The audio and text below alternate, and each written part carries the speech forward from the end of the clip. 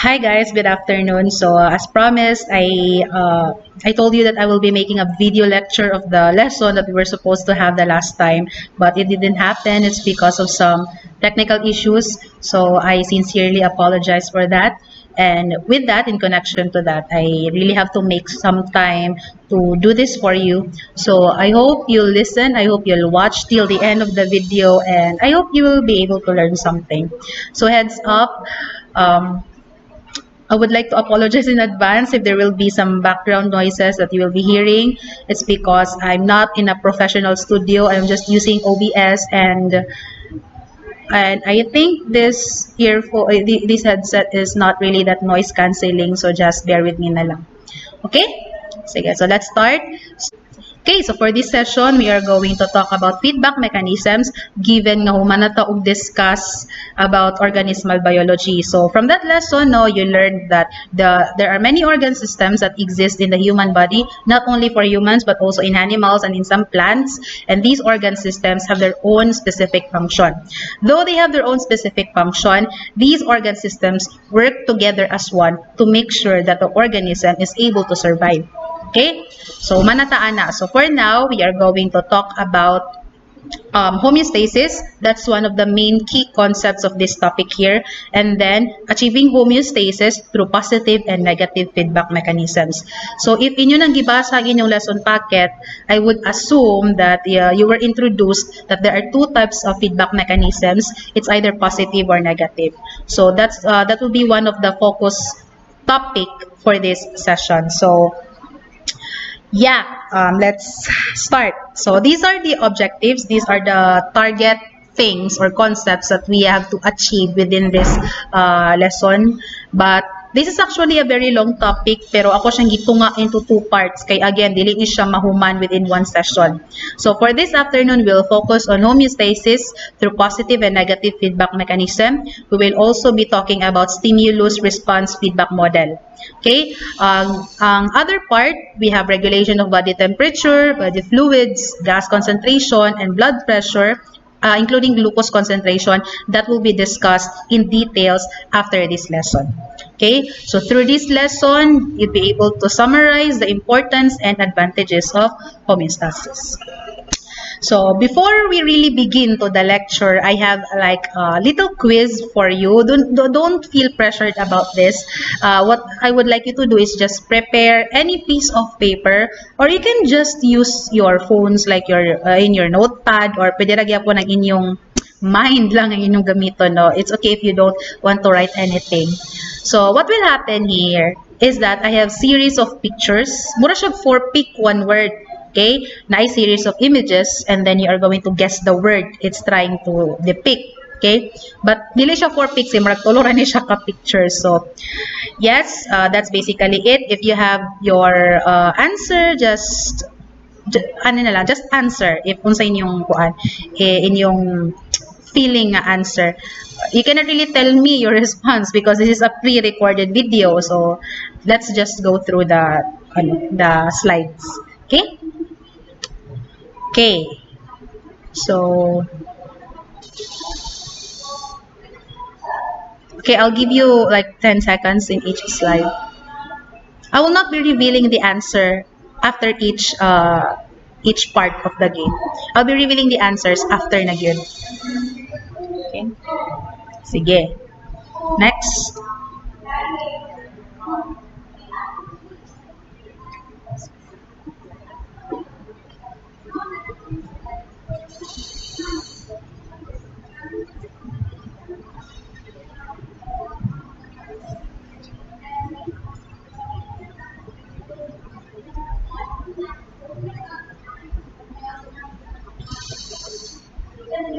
Next.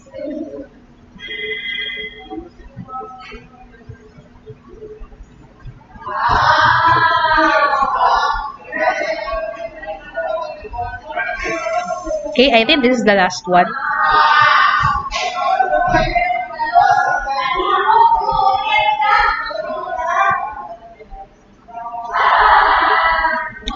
Okay, we're done. So, are you ready to to have the answers revealed?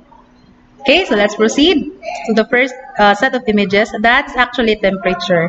So it's very obvious, no, na thermometer, natin gitawag nga warm, cold, and hot nga levels. Okay?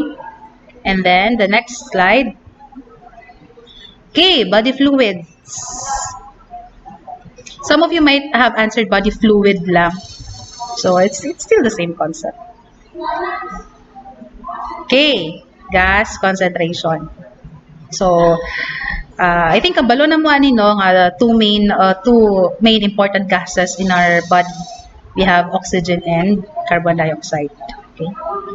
By the way, O2 is different from O only. When you say O, that's the oxygen element. But if you talked about the oxygen gas, that's 2 molecules of oxygen. So that's why it's O2. That's oxygen gas.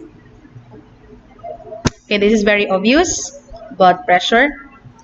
By the way, I would like to challenge you, or it's not really a challenge, pero I think this should be a skill, no? At your age, dapat kabalo na mo og kuha og blood pressure using the manual nga BP app. I know some of you might say nga, ma'am, na may automatic way, di may kailangan magtuon, but you know, it's still worth it. Okay, the last one is, of course, glucose concentration. Okay, so I cannot ask you kung kinsa pa naka-perfect because again, this is a pre-made video, but I hope you were able to a little bit like enjoy the mini activity for this lesson. Okay, so now relating this to our topic, if you could observe, no, these terms nga akong gipakita karon lang: temperature, blood pressure, glucose concentration, body fluids. What do you think is the connection to this to our lesson? Kibali. Okay, so if you could observe, no, these are some like mechanisms or some processes or some factors that happen or that are being regulated, that are being maintained inside our bodies in such a way nga dapat it should be in an optimum level. Okay, for example, your blood pressure should be in the normal range. Okay, because again, one of the key concepts here in biology is knowing that everything gina-introduce nimo sa imong lawas kay it will either benefit the body or it will affect the body in a negative way. Okay, so another concept here is that again, dili pwede ang sobra sa lawas, dili pwede kulang ang unsa imong ginahatag sa imong lawas, dapat sakto lang. Okay, for example, let's talk about blood pressure. If sobra na po ang imong blood pressure sa isa ka individual, okay? For example, taas ra kaayo ang iyang blood pressure. So, diba, what would be the indication? Okay? Hypertension, what else? In some worst worst cases, no, it could lead to even death, stroke, and then death, diba? So kana. So if ang blood pressure food is too low, of course, some organs in your body or some parts in your body won't be able to receive enough oxygen and nutrients that it needs for it to function normally. Okay, so which is also bad for the body. So again, everything should be in an optimum level, or it should be in a controlled and regulated level or manner. Okay, so that's one of the main things I would always like you to remember here in my subject. Okay, especially when we are talking about organismal biology. Okay, especially in this topic, no, regulation of these different types of mechanisms. Okay. Now, your body has built-in mechanisms that allow it to function normally. All your body systems are regulated by feedback mechanisms that serve to maintain balance. This allows different organs of the body to work with one another. Now, why do you think it's called feedback? Okay? It's because anything that is being introduced to your body, ang imong lawas mo react manghud siya ana. No matter unsa ka subtle, no matter kung unsa ka harsh, your body is designed to really respond to it. Okay? That's what I have been saying earlier. If you introduce something to your body nga ang imong lawas kay dili niya makaya, of course, mo react ang imong lawas ana. Murag i-reject na sa imong lawas. Or if you are introducing something that is dili enough para sa imong lawas for it to function normally, of course, rather, it will demand more. Okay? So muna siya. That's why it's called feedback. So you know, kabalo na mo nga there are two types of feedback mechanisms. It's either positive and negative. So we will differentiate these two as we go through along this discussion. So you all know, kabalo na mo sa mga functions sa mga different organ systems, and kabalo na pod mo nga do lahi-lahi silang mga functions. They all work together as one to make sure that the organism is able to survive, is able to adapt to the environment or to the environmental stresses or environmental conditions. So, in this lesson, you'd be able to learn po nga dako kaayo og factor or influence ng environment sa atong bodies or the way we react or basically ang atong reaction, diba? Through our, body systems. Okay, let's talk about homeostasis. So, if I were to ask you, there's this one word that could be easily associated with homeostasis. Okay? So some of you might say balance, some of you might say equilibrium, but nevertheless, it's still the same. Okay, when we talk about homeostasis, it's like achieving balance within your internal system, maskin unsa pa nagakahitabo sa environment. Okay?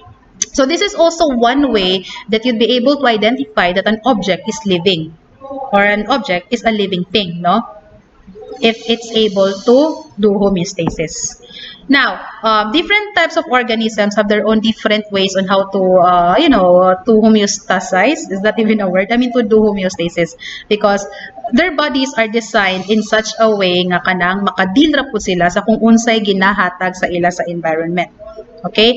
We have capabilities nga wala sa uban organisms like sa plants or sa animals, mga lower forms of animals. Na po yung mga capabilities, kani sila nga mga lower forms of animals nga dili po nato mabuhat. Okay? So natin mga iya-iya nga ways on how to deal with it. So, I have here an image. So it shows on how cold-blooded animals and warm-blooded animals actually regulate their systems, particularly body temperature, depende sa kung unsay demand sa environment or kung unsay kakahitabo sa environment. For example, for cold-blooded animals, we also call them exothermic organisms or animals. So, some examples of these organisms, we have amphibians, we have reptiles, we have mga marine organisms. So, their body temperature depends on whether it's cold or hot outside. For example, kaning kakita ninyo sa image, there's this frog nga kung colder temperature sa environment, of course, ang ilang body temp would also lower down. Okay? If warmer po ang temperature sa environment, sa gawas, outside, their temperature would also rise up. Okay? So that's how they adapt, to make sure that they survive. Okay? Whereas for warm-blooded animals, we also call them endothermic animals, It's different for them. Lahi ang ilang way on how to do homeostasis. Okay? Still, dako gyapon kay factor ang environment. So as you can see, in warm-blooded animals, if lower ang temperature sa gawas, if it's colder outside, or if it's warmer outside, dili mag-change ang body temperature. Kita humans are an example of we are one of the examples of warm-blooded animals or endothermic animals. So maskin unsa pa nga temperature ang gakahitabo, unsa pa nga temperature changes ang gakahitabo sa environment, dili mag-change ang atong body temperature. It will always be 36 what's the normal body temp? It's 36 to 37 degrees Celsius, diba? So kana. But it doesn't mean nga walay reaction magakahitabo sa lawas. Okay? Of course, naagyapon. Pero this is just one way for us to make sure nga we are maintaining balance inside our body. Masking ga change ang environment. Okay? For example, if it's too warm outside, unsa may usual nga response sa lawas, di ba? It's sweating, di ba? Mag-sweat man gid ka. So through sweating, it's actually responding to the warm temperature from the environment. So it has to make sure to release, the body has to make sure to release the excessive heat or extra heat nga nasa atong lawas para dili mag-overheat ang atong mga organs at atong mga cells. Okay? Okay, para again, it's also a way for us to cool down. Okay, again, to adapt to the temperature. Okay? So, muna siya. Okay, another example, what if ang temperature sa gawas kay very cold? So, sa usual nga kanang response nato. Di ba, we tend to shiver, di ba? There's this uncontrollable shaking. Not that bad, uncontrollable shaky, kay lahi na po na siya nga kaso. But what I'm saying is, I think you have experienced this. For example, if makagawas mo sa shower, and then tugnaw kayo, rainy season, tapos iba ma-feeling nyo nga murag kukurog mo. So that's actually your muscles trying to rub off from each other to produce more heat to be distributed to the different parts of your body. So dili para sa mga cold-blooded animals nga kung unsay temperature sa gawas, ilang ga-adjust po ng ilang lawas, ilang gaawaton. Kita dili. As is ragya po ng atong body temperature, but we have our own specific responses to deal with these environmental changes or changes in the environmental condition. Okay? So I hope na klaro na ninyo na siya. Now, this is really the definition of homeostasis. It refers to the body's ability to maintain a constant internal environment, okay, despite changing environmental conditions. So this is important because it allows our body to really adapt, okay, to still function well, to still survive, maskin unsa ba nay demand that changes sa conditions sa environment. Okay? Okay. If an organism is not able to adapt to the changes in the environment, it will be very harmful for them. Like it won't allow them to survive. Some of them it won't allow them to even reproduce, no? Tapos ang ila pag ma-reproduce ng mga species, if ever kay dili pag inanak ka successful. Kaya again, dili sila anat-anang type of environment. Okay? So that's homeostasis. So organisms with very efficient homeostasis systems are able to tolerate a wide range of external factors. So this is what I've been mentioning earlier, no, nga na yung mga organisms nga amazing kaayo ilang ways on how to achieve balance in their body despite changing environmental conditions. Okay? They have that capability wala sa atuha. Naputi mga capability nga wala pud sa ilaha. Okay? So it really differs in every type of organism. Okay, so these are some important physiological processes or functions that is done by the body to make sure nga everything is in a regular amount, everything is controlled, everything is maintained. Okay, so we will be discussing more of this in the next topic. Okay, so yeah, aside from glucose concentration, blood pressure, unsa pa to siya mga body fluids and the amount of kanang dissolved minerals and salts in our body such as sodium and chloride, temperature, blood pressure, and hormone concentration should also be regulated. Okay, let's proceed kay next meeting na ni siya. Okay, let's go back to the cell membrane. I do hope that you still remember kung unsa ka-importante ang function sa cell membrane. Okay? Sa isa ko organism. Or like, yeah, cell membrane sa cell for an organism. Okay? So if you could remember, no, this is how the cell membrane looks like according to the fluid mosaic model. It's the widely accepted model that shows kung unsa gid ang itsura sa cell membrane. So, di ba gitawag siya nga fluid mosaic? It's because it looks like a mosaic of proteins embedded in the lipid bilayer. So, these proteins are responsible for transporting materials that goes in and out of the cell. So, kabalo na mo ani, no, that the cell membrane is a very important organelle in such a way that it serves as the screen guard, diba? More siya security guard kay bali. Gina-make sure niya or gateway. Gina-make sure niya nga dili tanan materials kay basta-basta makasulod inside and outside the cell. Makasulod o makagawas outside the cell, diba? That's why we are calling it selectively permeable, diba?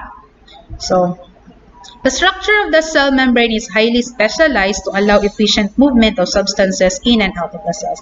You already know this, naanani siya sa Bio 1.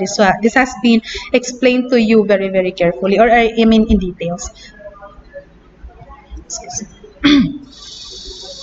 So, yeah, through the cell membrane, kay diba, gina-limit man niya kung sa to yung mga angay ipasulod inside the cell, diba? If it's not good for the cell, of course, dili na niya basta-basta ipasulod. If the cell needs these particular molecules, of course, kailangan na siya ipasulod sa cell membrane. Kaya kinahanglan man sa cell for it to survive. So, it also recognizes a disruption in the, the cell membrane also recognize particular kanang kwan mga I was saying, if the cell recognizes a disruption in the steady state of the cell, signals are sent to the nervous and endocrine systems so that an appropriate reaction will be done to maintain the optimal condition of the cell. So again, there will be instances na at times nga masipyat ang cell ana no, and if that happens, it would recognize na uy naay nahitabo nga naay problem nga that is happening right now inside the cell or naay disruption nga kahitabo. So of course, your nervous system and your nervous system and your endocrine systems will work together as one to make sure nga na a particular response that would be done within the body to make sure nga ma-achieve again ang steady state or ang healthy state of the cell. Okay? So this is what I have been telling no nga, your body is really designed to react or to respond to whatever it is being introduced to. Mapa-good ba na or mapa-bad, mugi na siya. So that's why it's really important for you to really take care of your body. Okay? Because you cannot control what's gonna happen in the environment. Okay? Like, you cannot really dictate nga, uy, kani nga temperature sa gawas ang akong gusto i-achieve. You cannot do that, diba? Wala tay thermostat or something nga pwede na ito makontrol to make sure nga kanila nga temperature ang atong gusto. I mean, you can do that in your own homes, pero sa gawas, sa balay, there's no such thing as that, diba? So the least you can do is really take care of your body. Take care of your health, okay? Do not abuse your body. Because again, if you are healthy, of course, a healthy body is able to respond well, to function well, and to adapt well to environmental changes. Okay, so this is one of the main points of the lesson. So we are going to proceed to achieving homeostasis through positive and negative feedback mechanisms.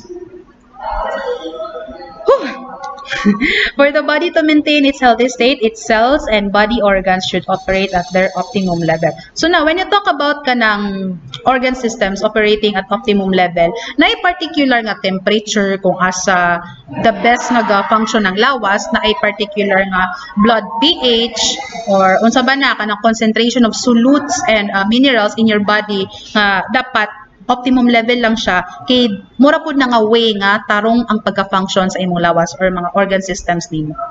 Okay? So, yeah, your body works through either a positive or negative feedback mechanisms. It depends kung unsa nga stimulus o unsa nga response ang kailangan i-produce sa body to respond to it for the body to continually adjust from the changes in environmental condition. So again ang atong lawas ang gatry og adjust. You cannot dili ang environment ang mag-adjust para sa imo. Okay? Why do you think people are so stressed over global warming, over climate change? It's because once it's already happening, but once you are there, we are experiencing it, wala tay choice. Okay? Balhin mo katag lain nga planeta. That's actually one of the reasons why scientists are looking for clues if other planets are habitable.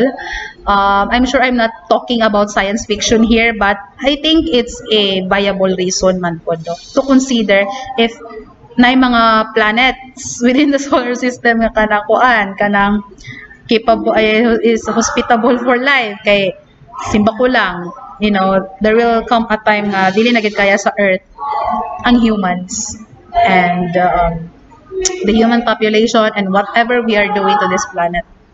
Okay? So, before we could really understand what's the difference between positive and negative feedback mechanism, let's try to discuss first about the stimulus response feedback model. Okay?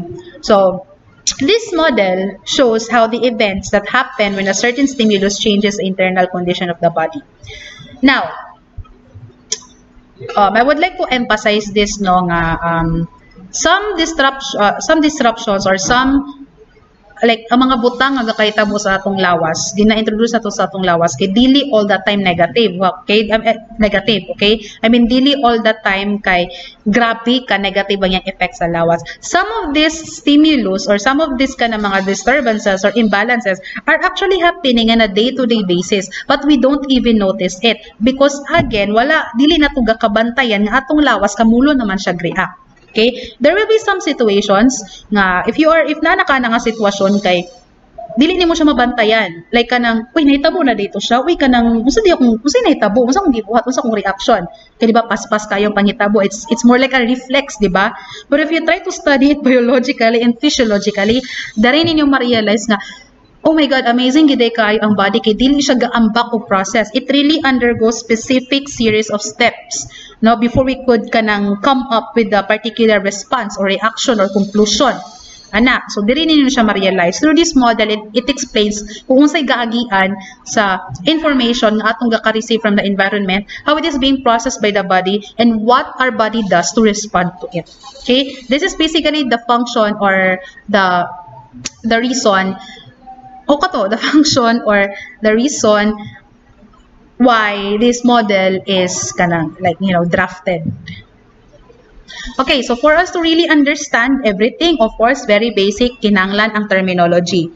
So, I'm not gonna ask you to really memorize, but I'd like you to really put it into your hearts and understand and comprehend and analyze kung unsay mga pasabot ani nila. Because again, these are basic information. So, if kabalong if you know this by heart, yet and by brain and by soul, dili na mo maglisod sa atong main point or main topic of this lesson, which is positive and negative feedback mechanism. Okay? Now, let's start with stimulus. So, stimulus or stimuli in plural, this is a structure that produces the change. So, technically or basically, most of the time, stimulus or stimuli come from the environment, okay? Anything that you could see, anything that you could smell, anything that you could hear, anything that you could touch, anything that you could taste, is an example or are examples of stimulus or stimuli, okay?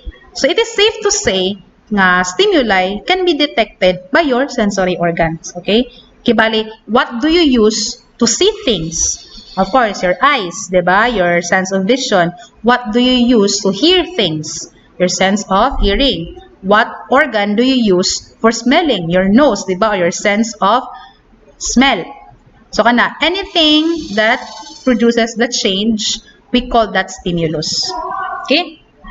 Now, receptor, these are structures. It could be organs, it could be muscles, it could be tissues, it could be glands in your body that detects the change. Okay? But in this particular part of the lesson, when we talk about receptors, primarily, pinaka-safe nga maingon mo nga primary receptors sa imong body are your sensory organs, okay? So, for example, your skin is a very big sensory organ. It has many types of receptors. It has receptors that could feel pain. It has receptors that could not feel. It has receptors that could detect pain. It has receptors that could detect temperature. It has receptors that could detect pressure. So, receptors. These are structures all over your body, primarily in your sensory organs, nga sila ang ga-detect sa stimulus. Okay? Now, when we talk about the control center, automatically, that's the brain. Okay? Kaya ang brain man yun, siya man ang command center sa tanan gakahitabo sa atong lawas. So, it's a structure that determines the appropriate response to the stimulus. Now, effector. Some of my students are gakalibog sila, are being confused kung sa difference sa receptor effector. Okay? So, sige, i-define sa natong effector. These are organs, glands, tissues that are instructed to adjust the amount of output that produces a desired effect. Okay?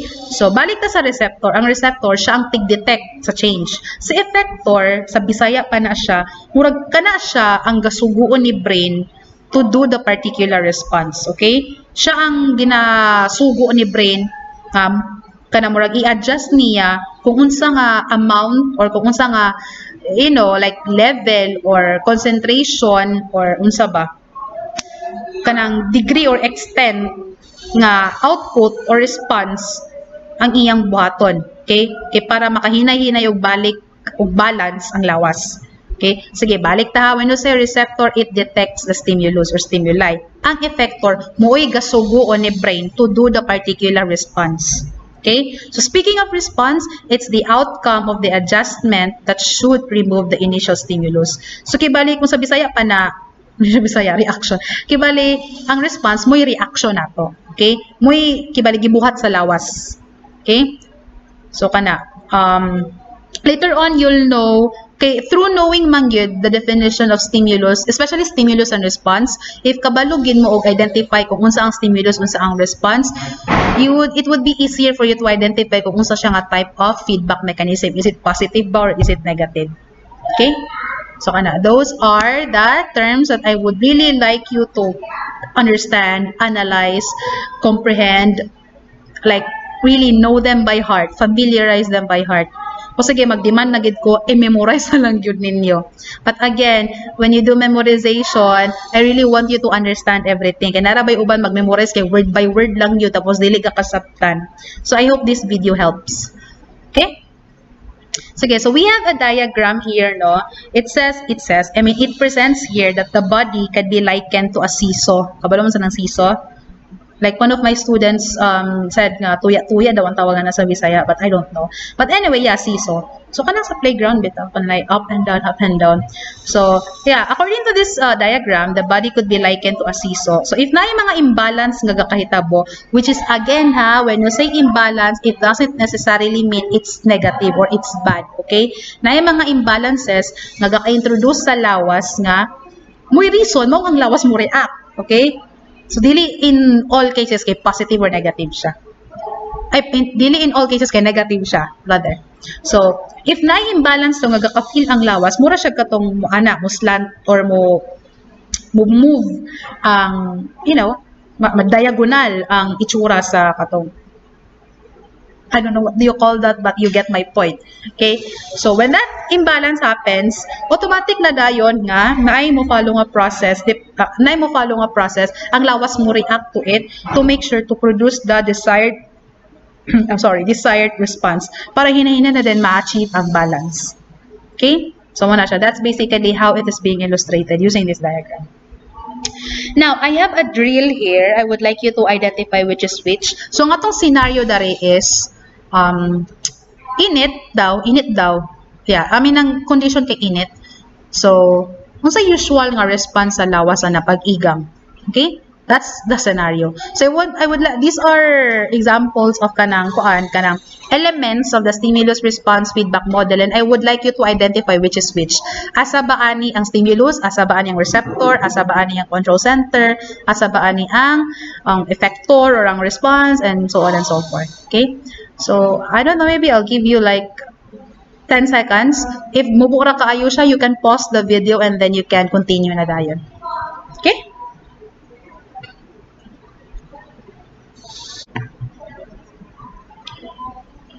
Okay, so I think I'm assuming that you already have your answers. You can use any paper, or you can use your phones, or you can just use your mental ability, which is, I know, it's very amazing because I really do believe na mga bright gid ako mga students. Char lang. Dili siya char. Mga bright gid mo, I know. But anyway, let's reveal the answers. So yeah, I hope you were able to answer them correctly. So in this, diba, ang scenario is igang, diba? So unsay usual nga reaction sa lawas pag igang? So it's sweating, diba? Magsingot ka. So now, for number 1, the brain automatically does the control center because again, it's the command center of your body. And then skin thermoreceptors, okay, aside from considering a very obvious kinana di ang word nga receptors, but I have mentioned earlier that your skin is one of the biggest receptors in your body. So, kibali, ang logic ani is, ang technique ani, yung saan pagka-identify nga siya ang receptor. Kaya sa scenario, based sa scenario, unsa man ang mo-detect nga igang, di ba? Unsa nga part sa imong lawas nga mo-detect nga igang. Di ba? Dili imong mata, dili po lang imong dalunggan, dili po lang imong dila, di ba? Your mouth. It's your skin. Okay? So, hence, your skin, thermoreceptors, is the receptor in this scenario. Now, sweat glands.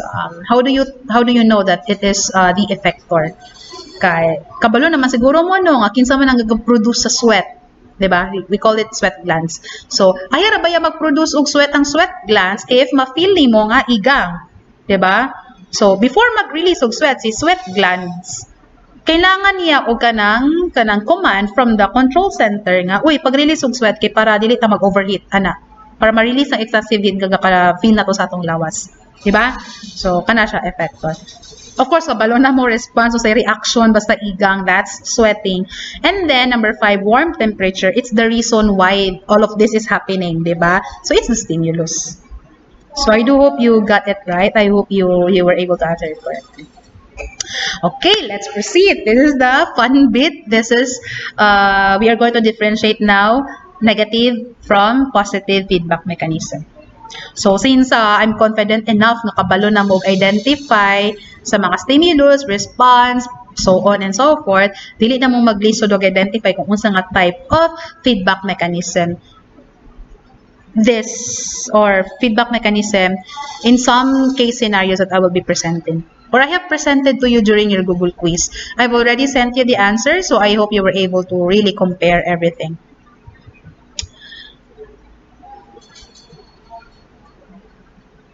Okay, so negative feedback mechanism is a type of mechanism that allows the internal condition of the body to go back to its normal or ideal state by inhibiting or removing the stimulus. Okay, so now, one key I would like you to remember para dili mo malibog. Mo nang gitawag siya nga negative feedback mechanism, it's because it inhibits, it removes, or it stops the stimulus. Okay? Para mabalik sa normal or normal nga condition or normal nga pag-functioning ang lawas. Okay? So, kahit, di ba, again ha, di ba, naman kayo ma-detect nga imbalance na or stimulus. So, of course, if gusto ka mo balik sa normal nga pag-function or normal nga condition sa lawas, you would like to remove the stimulus or gusto nimo kulangan ng stimulus. Ang tawagan nga type of mechanism is negative feedback mechanism. Okay, again, inhibiting. When you say inhibiting, it stops. Okay, so aside from stopping the stimulus, it removes the stimulus. So as the concentration of products or substances inside the body increases, the rate of process decreases. So this just explains nga if we call this everything or removing stimulus.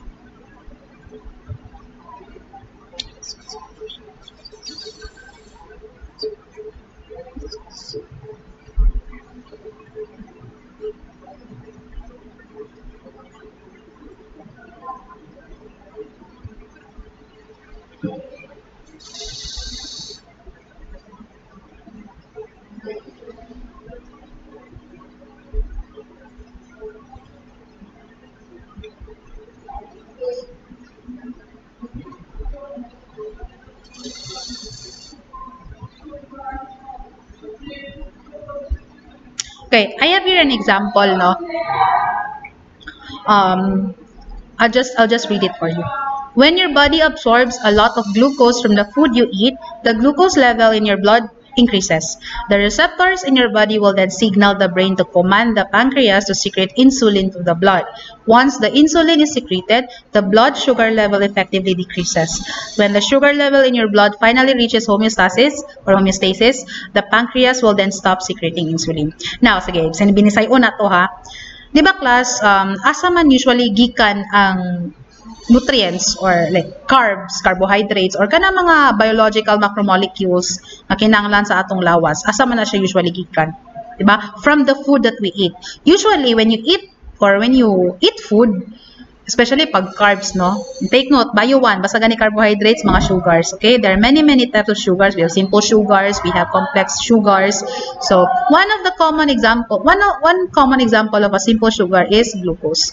So, mostly class, kanang carbs nga inyong gakaunon, kay it's being broken down into smaller sugar types in such a way nga mas dali siya ma-absorb sa cells sa imong body, usually in the form of glucose or blood sugar. So, sige, if you eat if you eat, no, if you consume food, especially high in carbohydrate content or sugar content, it will then increase your blood sugar level, okay, in your body. So once nga ma-detect na siya sa imong lawas, especially pag if it's dili put like abnormally, if it's kana more than what the body should have. That's why, diba, in some instances, if you eat too much kanang sugary products, kay you feel, you have this term kanang sugar rush, diba? Na murag kalit ka malipong or unsa ba na siya. So, because again, if the body detects that there's too much sugar in your system, nga dili na siya kanang kibali above na sa normal na kinahanglan sa lawas, ma-detect man na sa body class. So, ang may tabuan na, the brain will then command your pancreas to secrete insulin. Okay? What is insulin? Kabalo mo ani, nani siya sa Bio 1. It's a hormone that decreases blood sugar level. Okay? So, pag ma-detect sa lawas na if there's an increase in your glucose level or blood sugar level in your body, it will then the brain will send signal to your pancreas to secrete insulin. And then ang insulin, ang iyang trabaho, yung function is to lower down the blood sugar level. Okay? So, if finally maabot na gid sa normal nga blood sugar level nga kinahanglan sa lawas, mo stop na dayon ang pag-produce sa insulin sa pancreas. Until such time mabalik na pod ang balance or ang optimum level nga which should be the constant target of your body. Okay? 'Di ba? Balik ta sa stimulus response feedback model. Una, imbalance because again, there is an increase in glucose level antod sa mabalik dayon sa balance which is finally reach na ang optimum nga amount nga kinahanglan nga blood sugar sa imong body. Okay? So that's it. Now, why is it negative feedback mechanism? In this case, unsa man ang atong stimulus ani? Unsa yung reason nganong naay response nga nahitabo, di ba?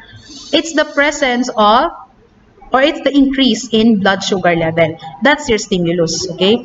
Now, kung sa response sa lawas, di ba, si pancreas mag-release og insulin to decrease blood sugar level. Okay? Take note, si insulin, ginakulangan niya si glucose level sa imong body.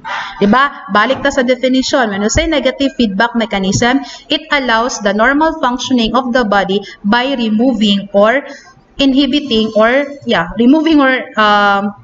inhibiting the stimulus. So in this case, isa ganitong stimulus, si increase in sugar level. So, diba, gina-decrease siya ni insulin para mabalik sa normal ang pag-function sa lawas. Okay? Nakuha ninyo until such time ma-achieve ang homeostasis or balance. Gets? Yeah, I hope so. If wala, please ask me personally so I could explain it to you. Okay? Balag sa chat man lang or sa like in our next topic, you could raise that concern so I could reiterate it during our Google meetings.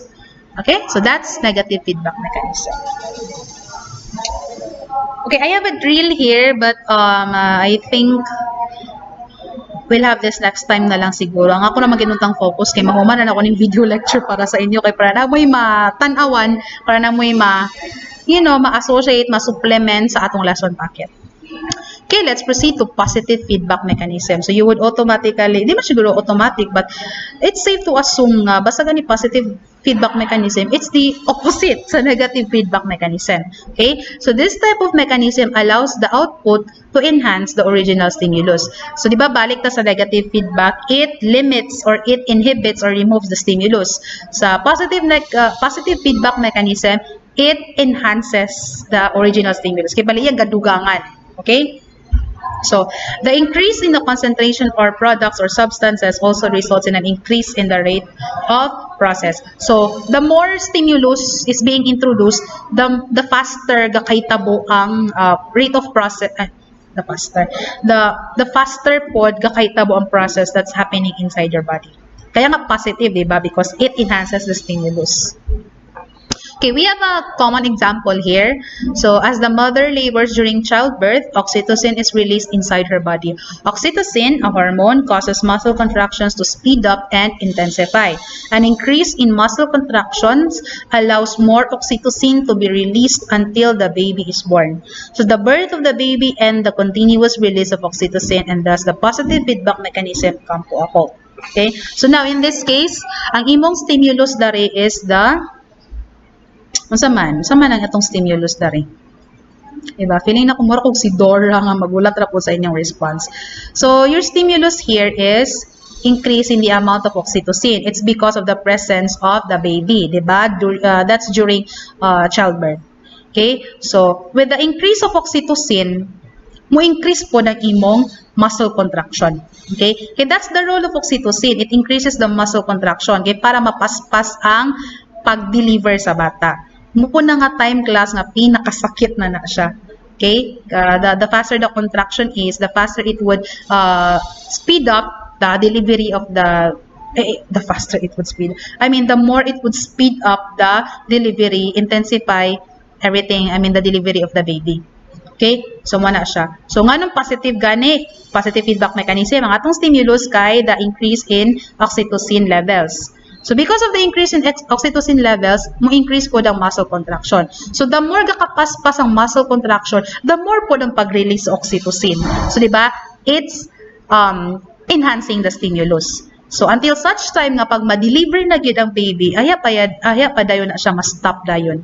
Human naman ang pag-deliver sa bata na deliver naman si baby, human naman ang labor, so balik na po dayo sa normal. Okay? Balik na po tag-balance, homeostasis. So that's basically it. That's positive feedback mechanism. So yeah, I think that's it for this lesson. I am done with this lesson. We are done. So if you have any further questions, please don't hesitate to ask me. Don't hesitate to raise your concerns during our next Google Meeting classes. Okay? So yeah, we have an image here.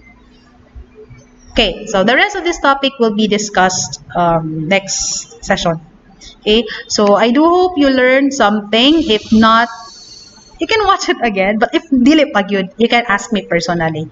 Okay, so this is just in compensation for the meetings that I have missed. I wasn't able to attend to or na-cut off because of some technical issues. So I deeply apologize for that, and I hope this would help. Balag a little bit lang. Pero again, I will be here to answer to your queries. Okay? Just don't chat or text me beyond office hours, okay? Because we also need our break time. I hope you understand that, guys. And by the way, I will be sharing to you the link of this video to my students lang, okay? Please do not share this elsewhere, okay? So, yeah, I hope that's clear. And thank you so much. And if there will be another video lecture for other lessons, I will let you know. And yeah, I'll see you soon in our classes. Bye guys. Thank you.